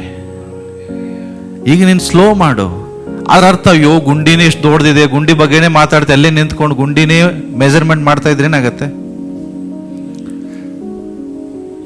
ಕಾರ್ ಹೋಗ್ತಾ ಇದ್ದೀರಿ, ದೊಡ್ಡ ಗುಂಡಿ ಬಂತು, ನಿಲ್ಲಿಸಿ ಎಷ್ಟು ಆಳ, ಎಷ್ಟು ಹತ್ರ ಇದೆ, ಇದಕ್ಕೆ ಹೋದ್ರೆ ಟೈರ್ ಏನಾಗತ್ತೆ, ಅದೆಲ್ಲ ವಿಚಾರ ಮಾಡ್ತಾ ಕೂತ್ರೆ ಏನಾಗತ್ತೆ? ಮುಂದೆ ಹೋಗ್ತೀರಾ? ಹೇಳ್ರಿ. ನೋ, ಈಗ ಗುಂಡಿ ಬಂದಿರ್ಬೋದು, ಮುಂದೆ ರಸ್ತೆ ಸರಿ ಇದೆ, ಅದನ್ನು ನೋಡೋಣ. ಸೇಮ್ ಥಿಂಗ್ ಇಲ್ಲಿ ಹೇಳ್ತದೆ, ಅಭ್ಯಂತರ ಪಡಿಸುವಂಥವೆಲ್ಲವನ್ನ ಸೈಡ್ ಇಡ್ರಿ. ನಂಬಿಕೆಯನ್ನು ಹುಟ್ಟಿಸುವನು, ಪೂರೈಸುವನಾದ ಕರ್ತನಾದ ಯೇಸುವನ್ನ ದೃಷ್ಟಿಸಿ ನಿನ್ನ ಓಟವನ್ನು ಓಡ್ತಾ ಇರು. ಯಾವ ಕೇಡು ನಿನಗೆ ಸಂಭವಿಸುವುದಿಲ್ಲ, ಪ್ರಾಣ ನಷ್ಟ ನಿನಗೆ ಆಗುವುದಿಲ್ಲ. You may be damaged but not destroyed. Hello, Daniel ಪ್ರಾರ್ಥನೆ ಮಾಡುವಾಗ ಸಿಕ್ಕಾಕೊಂಡ. ಎಲ್ಲರೂ ಪ್ಲಾನ್ ಮಾಡಿ ಇವನನ್ನ ಸಿಂಹದ ಗವಿಯಲ್ಲಿ ಹಾಕ್ಬಿಟ್ರು. ತಿಳ್ಕೊಂಡ್ರು, ಡ್ಯಾನಿಯಲ್ ಚಾಪ್ಟರ್ ಮುಗೀತು, ಡ್ಯಾನಿಯಲ್ ಕತೆ ಮುಗೀತು. ತಿಳ್ಕೊಂಡ್ರು ಜನ. ಅರಸನು ತಿಳ್ಕೊಂಡು ನಿದ್ರೆ ಮಾಡ್ತಿಲ್ಲ. ಆದ್ರೆ ಆ ಸಿಂಹದ ಗವಿಯಲ್ಲಿ ಡ್ಯಾನಿಯಲನು ಸಿಂಹಗಳನ್ನು ನೋಡದೆ ಕರ್ತನನ್ನು ನೋಡ್ತಾ ಇದ್ದಾನೆ, ದೇವರನ್ನು ದೃಷ್ಟಿಸ್ತಾ ಇದ್ದಾನೆ. ಅವನನ್ನು ನುಂಗ್ಲಿಕ್ಕೆ ಬರುವ ಸಿಂಹಗಳು ಅವನ ಪಾದದ ಬಳಿ ಮಲಗಿದಾವೆ. ಹೆಂಗೆ? ಹೊಟ್ಟೆ ತುಂಬುವಷ್ಟು ನಿದ್ರೆ ಮಾಡ್ತಾ ಇದ್ದಾವೆ. ಅದೇ ಸಿಂಹಗಳ ಜೊತೆ ಇಡೀ ರಾತ್ರಿ ಡ್ಯಾನಿಯಲ್ ಮಲಗ್ತಾನೆ. ಯಾವ ಕೇಡು ಡ್ಯಾನಿಯಲ್ಗೆ ಸಂಭವಿಸುವುದಿಲ್ಲ. ಯಾಕೆ? ಅವನ ದೃಷ್ಟಿ ದೇವರ ಮೇಲಿತ್ತು. ನಿನ್ನ ಫೋಕಸ್ ಯಾರ ಮೇಲಿದೆ, ದಟ್ ಈಸ್ ಇಂಪಾರ್ಟೆಂಟ್. ಸಿಂಹವನ್ನೇ ನೋಡ್ತಾ ಕೂತಿದ್ರೆ ನಾಲ್ಕು ತುಂಡಾಗಿ ಸತ್ತೋಗ್ಬಿಟ್ಟಿದ್ದ. ಸಿಂಹವನ್ನು ನೋಡ್ಲಿಲ್ಲ. ಸಿಂಹ ಅಂದ್ರೆ ಪ್ರಾಬ್ಲಮ್, ಸಿಂಹ ಅಂದ್ರೆ ರೋಗ, ಆ ಸಿಂಹ ಸಾಲ, ಇದನ್ನು ನೋಡ್ಲಿಲ್ಲ. ಇದರ ಮಧ್ಯದಲ್ಲಿ ಇದಾನ್ ಡ್ಯಾನಿಯಲ್, ಸಮಸ್ಯೆಗಳ ಮಧ್ಯದಲ್ಲಿ ಇದಾನ್ರಿ ದಾನಿಯೇಲನು. ಆದ್ರೆ ಅದರ ಮಧ್ಯದಲ್ಲಿ ಅವನು ನೋಡ್ತಾ ಇರೋದು ದೇವರನ್ನ. ಸಿಂಹಗಳನ್ನ ನೋಡ್ಲಿಲ್ಲ, ಭಯ ಪಡ್ತಿಲ್ಲ, ಯಾವ್ದು ಮೊದಲು ನುಗ್ತದೆ, ಯಾವ್ದು ಸಾಯಿಸ್ತದ ಅಂತ ನೋಡ್ತಿಲ್ಲ, ದೇವರನ್ನು ನೋಡ್ತಾ ಇದ್ದಾನೆ. ನೀನು ಅದನ್ನೇ ಮಾಡು, ದೇವರನ್ನ ಜೊತೆಗಿದ್ದಾರೆ. ಕೊಡೆದಾಗ ಇನ್ನೊಂದು ಕತೆ, ಇನ್ನೊಂದು ಸ್ಟೋರಿ ಬೈಬಲ್ದು ಓದಿ ನಾನು ಮುಗಿಸ್ತೇನೆ. ಓಕೆ, ಮ್ಯಾಥ್ಯೂ ಚಾಪ್ಟರ್ 14 ಒಂದು ಸೇಮ್ ಥಿಂಗ್ ನಡೀತದೆ, ಗೊತ್ತಿರುವಂತ ವಾಕ್ಯ. ಪೇತ್ರನು ಕರ್ತನಾದ ಯೇಸು ಕ್ರಿಸ್ತ ನೀರಿನ ಮೇಲೆ ನಡ್ತು ಬರ್ತಾ ಇರುವಾಗ ಎಲ್ಲರೂ ದೆವ್ವ ಅಂದ್ರು. ಯೇಸು ಹೇಳ್ತಾರೆ, ಭಯ ಪಡಬೇಡ್ರಿ, ನಾನು ದೆವ್ವ ಅಲ್ಲ, ನಿಮ್ಮ ಗುರು ಆದ ಯೇಸು. ಆಗ ಪೇತ್ರ ಹೇಳ್ತಾನೆ, ಸ್ವಾಮಿ, ಒಂದು ವೇಳೆ ನೀನೇ ಆಗಿದ್ದರೆ, ಇನ್ನೂ ಡೌಟ್ ಅವನಿಗೆ, ದೆವ್ವ ಅಲ್ಲ ನೀನೇ ಆಗಿದ್ದರೆ ನೀರಿನ ಮೇಲೆ ನಡೆದು ನಿನ್ನ ಬಳಿಗೆ ಬರುವುದಕ್ಕೆ ಅಪ್ಪಣೆ ಕೊಡು ಅನ್ನುವಾಗ ಎಸ್ ಕಮ್ ಅಂತ ಹೇಳ್ತಾನೆ. ಆಗ ಪೇತ್ರ ಏನ್ ಮಾಡ್ದ? ಯೇಸುವಿನ ಬಳಿಗೆ ಹೋಗುವುದಕ್ಕೆ ದೋಣಿಯಿಂದ ಇಳಿದು ನೀರಿನ ಮೇಲೆ ನಡೆದ. ಹಲೋ, ನೀರು, ಸಮುದ್ರದ ನೀರು ತೂಫಾನ್ ಇದ್ದಂಗೆ, ನಿನ್ನನ್ನು ಸಾಯಿಸುವಷ್ಟು ಸಾಮರ್ಥ್ಯ ಅದಕ್ಕಿದೆ. ಹಲೋ, ನಿನ್ನನ್ನು ಹಾಳು ಮಾಡುವಷ್ಟು ಸಾಮರ್ಥ್ಯ ಸಮುದ್ರದ ನೀರಿಗಿದೆ. ನೀರಿನ ಶಕ್ತಿ ಮುಂದೆ ಯಾರು ನಡೆಯುವುದಿಲ್ಲ. ಕರೆಕ್ಟಾ? ಅಷ್ಟು ಡೇಂಜರ್ ವಾಟರ್, ಅದರಲ್ಲಿ ಸಮುದ್ರದ್ದು. ಟೈಟಾನಿಕ್ ಶಿಪ್ ಸಾವಿರಾರು ಜನರನ್ನ ಕೊಯ್ಕೊಂಡು ಹೋಗುವಂತಾದ್ರೆ ಏನಾಗ್ಲಿಲ್ಲ, ಮುಳುಗೋಯ್ತು, ಸತ್ತೋದ್ರು. ಅಂತ ಸಮುದ್ರದ ಮೇಲೆ ಯಾರು ನಡೀತಾ ಇದ್ದಾರೆ? ಯಾರು? ಪೇತ್ರ. ಸಾಮಾನ್ಯ ವ್ಯಕ್ತಿ ರೀ, ಓದಕ್ಕೆ ಬರೀಲಿಕ್ಕೆ ಬರದಿರುವಂತ ವ್ಯಕ್ತಿ, ಅನ್ಎಜುಕೇಟೆಡ್ ಫೆಲ್ಲೋ. ಎಲ್ಲಿ ನಡೀತಾ ಇದ್ದಾನೆ? ನೀರು ಅಂದ್ರೇನು? ಸಮುದ್ರದ ನೀರು ಅಂದ್ರೆ ಸಮಸ್ಯೆಗಳ ಮೇಲೆ ನಡೀತಾ ಇದ್ದಾನೆ, ರೋಗದ ಮೇಲೆ ನಡೀತಾ ಇದ್ದಾನೆ, ಎಲ್ಲ ಹೋರಾಟಗಳ ಮೇಲೆ ನಡೀತಾ ಇದ್ದಾನೆ. ಎಲ್ಲಿವರೆಗೂ ನಡೆದ? ಎಲ್ಲಿವರೆಗೂ ಅವನ ದೃಷ್ಟಿ ಕರ್ತನ ಮೇಲಿತ್ತೋ, ದೇವರ ಮೇಲಿತ್ತೋ, ಅಲ್ಲಿ ತನಕ ಸಮಸ್ಯೆ ಮೇಲೆ ನಡೆದ. ಸಮಸ್ಯೆ ಅವನನ್ನು ಮುಟ್ತಾ ಇಲ್ಲ, ಸಮಸ್ಯೆ ಅವನನ್ನು ಹಾಳು ಮಾಡ್ತಿಲ್ಲ, ರೋಗ ಅವನನ್ನು ಮುಟ್ತಾ ಇಲ್ಲ, ರೋಗ ಅವನನ್ನು ಹಾಳು ಮಾಡ್ತಾ ಇಲ್ಲ. ಆದರೆ ಬೈಬಲ್ ಹೇಳ್ತದೆ, ಆದರೆ 30ನೇ ವಚನ ಹೇಳ್ತದೆ ನೋಡ್ರಿ, ಬಟ್ ಇಸ್ ಮೋಸ್ಟ್ ಇಂಪಾರ್ಟೆಂಟ್. ಆದರೆ ಅನ್ನುವಂಥ ಶಬ್ದ ಇದೆಯಲ್ಲ ಬಹಳ ಇಂಪಾರ್ಟೆಂಟ್. ಆದರೆ ಗಾಳಿಯನ್ನ ನೋಡಿ, ನೀವು ಸಮಸ್ಯೆ ಏನು ಗೊತ್ತಾ ನಿಮ್ದು? ನೀವು ನೋಡ್ತಾ ಇರೋದು ಯಾವ್ದನ್ನ? ಸಮುದ್ರದಲ್ಲಿ ಪ್ರಾಬ್ಲಮ್ ಇಲ್ಲ, ಸಮುದ್ರಕ್ಕೆ ಹೊಡಿತಾ ಇರೋದು ಯಾವುದು? ಗಾಳಿ. ಗಾಳಿಯಿಂದ ಅಲೆ. ಕರೆಕ್ಟಾ? ಈ ಗಾಳಿಯನ್ನು ತರವನೇ ಸೈತಾನ. ಬಿರುಗಾಳಿ ಬಂದ್ಬಿಡ್ತದಲ್ಲ ಮನೆಯಲ್ಲಿ, ತೂಫಾನ್ ಬಂದ್ಬಿಡ್ತದೆ. ಏನು? ಸಮಸ್ಯೆ ಎಂಬ ಬಿರುಗಾಳಿ, ರೋಗ ಎಂಬ ಬಿರುಗಾಳಿ, ಸಾಲ ಎಂಬ ಬಿರುಗಾಳಿ, ಜಗಳ, ಓಕೆ, ಮನಸ್ತಾಪ ಎಂಬ ಬಿರುಗಾಳಿ ಬಂದ್ಬಿಡ್ತದೆ ಕುಟುಂಬದಲ್ಲಿ. ಆಗ ನಮ್ಮ ದೃಷ್ಟಿ ಬಿರುಗಾಳಿ ಮೇಲೆ ಹೋಗ್ತದೆ. ಈ ಸಮಸ್ಯೆ, ಈ ಸಮಸ್ಯೆ, ಈ ಸಮಸ್ಯೆ, ಇದು ಕಾರಣ, ಅದು ಕಾರಣ. ಯಾವಾಗ ಅವನು ಗಾಳಿಯನ್ನು ನೋಡ್ದ, ಬೈಬಲ್ ಹೇಳುತ್ತದೆ, ನೀರಿನಲ್ಲಿ ಮುಳುಗಲಿಕ್ಕೆ ಪ್ರಾರಂಭಿಸಿದ. ಆದರೆ ಅವನು ಎಲ್ಲಿ ತನಕ ದೇವರನ್ನ ನೋಡ್ತಾ ಇದ್ದ, ಅಲ್ಲಿ ತನಕ ನೀರಿನ ಮೇಲೆ ನಡೆದ. ಇವತ್ತು ದೇವರನ್ನು ಕೇಳೋದು, ನಿನಗೆ ಸಮಸ್ಯೆ ಬರುವಾಗ ನೀನು ಯಾರನ್ನು ನೋಡ್ತೀಯ? ನನ್ನನ್ನು ನೋಡ್ತೀಯೋ, ಸಮಸ್ಯೆನ ನೋಡ್ತೀಯೋ? ದೇವರನ್ನು ನೋಡಿದ್ರೆ ಸಮಸ್ಯೆ ಮೇಲೆ ಜಯವಂತೀರಿ, ಸಮಸ್ಯೆಗಳನ್ನು ನೋಡಿದ್ರೆ ಸಮಸ್ಯೆನ ಜಾಸ್ತಿ ಮಾಡ್ಕೊಳ್ತೀರಿ. ಯಾರನ್ನು ನೋಡ್ತೀರಿ ನಿಮಗೆ ಮೇಲೆ ಬಿಟ್ಟಿದ್ದು. ಅದಕ್ಕೆ ದೇವರು ಹೇಳ್ತಾರೆ, ಸ್ವಾಮಿ ನನ್ನನ್ನು ಕಾಪಾಡು. ಆ ಕ್ಷಣವೇ ಯೇಸು ಕೈ ಚಾಚಿ ಅವನನ್ನ ಹಿಡಿತಾರೆ. ತಿಳ್ಕೊಡ್ರಿ, ಫಸ್ಟ್ ಬೈಲಿಲ್ಲ ದೇವರು, ಮುಳುಗುವಾಗ ದೇವರು ಬೈಲಿಲ್ಲ. ದೇವರು ನಿನ್ನನ್ನು ಪ್ರೀತಿಸ್ತಾನೆ, ನಿನ್ನನ್ನು ಮುಳುಗಲಿಕ್ಕೆ ದೇವರು ಬಿಡುವುದಿಲ್ಲ. ಇನ್ನೇನು ಸಾಯುವಂಥ ಸ್ಥಿತಿಯಲ್ಲಿರುವಾಗ ದೇವರು ನಿನ್ನ ಕೈ ಹಿಡ್ದೆತ್ತಾನೆ, ಆಮೇಲೆ ನಿನಗೆ ಕ್ಲಾಸ್ ತಗೋತಾನೆ. ಆದರೆ ನಾವೇನು ಮಾಡ್ತೀವಿ? ರೋಗದಲ್ಲಿರುವಾಗಲೇ ಕ್ಲಾಸ್ ತಗೋತೇವೆ. ನೋ, ದೇವರು ಮೊದಲು ಬದುಕಿಸ್ತಾನೆ, ಆಮೇಲೆ ಕೇಳ್ತಾನೆ, ಅಲ್ಲೇ ಅಲ್ಪ ವಿಶ್ವಾಸಿ, ಏನು, ಯಾಕೆ ಸಂದೇಹ ಪಚ್ಚಿ? ಸಂದೇಹ ಎಲ್ಲಿಂದ ಬಂತ್ರಿ? ನಿಮ್ಮ ದೃಷ್ಟಿ ದೇವರಿಂದ ಹೊರಗಡೆ ಹೋದಾಗ ಸಂದೇಹ ಬರ್ತದೆ. ನಿನಗೆ ದೇವರ ಮೇಲೆ ಅಪನಂಬಿಕೆ ಯಾವಾಗ ಬರ್ತಾ ಇದೆ? ನೀವು ಹೇಳ್ಬೋದು, ಯಾಕೆ ನನ್ನ ಜೀವಿತದಲ್ಲಿ ಕಷ್ಟ? ನೀನು ದೇವರು ನೋಡ್ತಾ ಇಲ್ಲ, ಅದಕ್ಕೆ ಕಷ್ಟ. ಆದ್ರೆ ದೇವರು ನೋಡೋವನಿಗೆ ನಿನಗೆ ಕಷ್ಟ ಅನಿಸೋದಿಲ್ಲ. ಪೌಲನು ಹೇಳಿದ ಮಾತು ನೀನು ಹೇಳ್ತೀಯ, ಏನು? ಉಪದ್ರವಗಳಲ್ಲಿ ನಾನು ಸಂತೋಷ ಪಡ್ತೇನೆ, ಯಾಕೆ? ನಾನು ದೇವರನ್ನ ನೋಡ್ತಾ ಇದ್ದೇನೆ. ಹಲೋ, ಇಲ್ಲೇ ಇದ್ದೀರಾ? ಇಲ್ಲೇ ಇದ್ದೀರಾ? ಲೋಕದಲ್ಲಿ ನಮಗೆ ಹೋರಾಟ ಇದೆ, ಇಲ್ಲ ಅಂತ ಹೇಳ್ತಾ ಇಲ್ಲ. ಕಷ್ಟ ಇದೆ, ಇಲ್ಲ ಅಂತ ಹೇಳ್ತಾ ಇಲ್ಲ. ಆದ್ರೆ ದೇವರು ನಿನ್ನನ್ನು ಏನು ನೋಡ್ಲಿಕ್ಕೆ ಕರೆದಿದ್ದಾನೆ? ದೇವರನ್ನ ದೃಷ್ಟಿಸೋದಕ್ಕಾಗಿ ಕರೆದಿದ್ದಾನೆ, ಪ್ರಾಬ್ಲಮ್ಸ್ಗಳನ್ನಲ್ಲ. ಸೊ ಏನ್ ಕಲ್ತ್ರಿ ಇವತ್ತು? ಫಸ್ಟ್, ನೀವು ಮುರಿಯಲ್ಪಟ್ಟಿರ್ಬೋದು, ಆದರೆ ನಾಶವಾಗಿಲ್ಲ. ಪಕ್ಕದವರೆಗೆ ಹೇಳ್ರಿ. ಸಮಸ್ಯೆಗಳು ಬಂದಿರಬಹುದು, ಆದರೆ ನಾಶವಾಗಿಲ್ಲ. ರೋಗ ಬಂದಿರಬಹುದು, ಆದರೆ ನಾಶವಾಗಿಲ್ಲ. ಸಾಲ ಹೆಚ್ಚಾಗಿರ್ಬೋದು, ಆದರೆ ನಾಶವಾಗಿಲ್ಲ. ಯಾಕೆಂದ್ರೆ ದೇವರು ನಿನ್ನ ಜೊತೆಗಿದ್ದಾನೆ. ಎರಡನೇದಾಗಿ, ಸಮಸ್ಯೆಗಳು ಬರಬಹುದು, ಆದರೆ ಅವುಗಳನ್ನು ಅವಕಾಶವೆಂದು ನೋಡಿ ಒಂದು ಸ್ಮೈಲ್ ಕೊಡ್ರಿ. ಸಮಸ್ಯೆ ಒಂದು ಅವಕಾಶ. ಎದಕ್ಕೆ? ನಿನ್ನನ್ನು ಪ್ರಮೋಟ್ ಮಾಡಲಿಕ್ಕೆ. ಪಕ್ಕದವ್ರಿಗೆ ಹೇಳ್ರಿ, ಪ್ರತಿಯೊಂದು ಸಮಸ್ಯೆಯ ಹಿಂದೆ ಪ್ರಮೋಷನ್ ಇದೆ. There is a promotion behind every problem. ಪ್ರತಿಯೊಂದು ಸಮಸ್ಯೆ ಹಿಂದೆ ಪ್ರಮೋಷನ್ ಇದೆ. ನಿನ್ನನ್ನು ದೇವರು ಪ್ರಮೋಟ್ ಮಾಡಲಿಕ್ಕೆ ಸಮಸ್ಯೆ ತಂದು ಹಾಕಿದ್ದಾನೆ. ಸಮಸ್ಯೆನ ನೋಡಿ ಏನು ಮಾಡಬೇಡ್ರಿ, ಭಯ ಪಡಬೇಡ್ರಿ. ಓಕೆ, ದೆನ್ ಲಾಸ್ಟ್, ಸಮಸ್ಯೆಗಳನ್ನು ನೋಡಬೇಡ, ದೇವರನ್ನ ನೋಡು. ಹೇಳ್ರಿ ಪಕ್ಕದವರಿಗೆ, ದೇವರನ್ನ ನೋಡು. ಸಮಸ್ಯೆನ ನೋಡಬೇಡ, ದೇವರನ್ನ ನೋಡು.